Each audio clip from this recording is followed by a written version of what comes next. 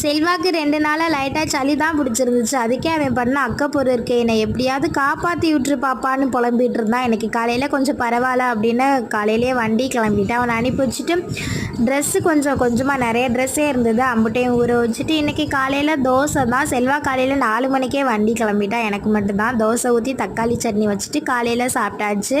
மதியத்துக்கு கஞ்சி இருக்குது, சைடிஷாக ஏதாவது பண்ணிக்கலாம் அப்படின்னு. நேற்று நைட்டு வரும்போது 2 கிலோ 100 ரூபா அப்படின்னு சின்ன வெங்காயம் வாங்கிட்டு வந்தேன். அதை லைட்டாக அப்படியே வெயிலில் காய வச்சாச்சு. காலையிலே ட்ரெஸ்ஸை ஊற வச்சு துவைச்சாச்சு. பட் பயங்கர வெயிலாக இருந்தது. கொஞ்சம் நேரத்துக்கு அப்புறம் காய போடலான்னு நினச்சேன். காய போடும்போது அப்படியே மழை வர மாதிரி இருட்டிட்டு வந்துருச்சு. எப்படி காய போகுதுன்னு தெரியலை.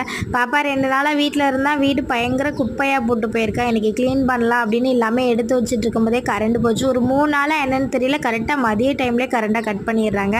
கரண்ட் இல்லைன்னா வேலை பார்க்க முடியாது. வந்ததுக்கப்புறம் தான் வேலை பார்க்க ஸ்டார்ட் பண்ணணும். கரண்ட் எங்கே போச்சுன்னு தெரியல. பாதியில் வருது பாதியில் போகுது.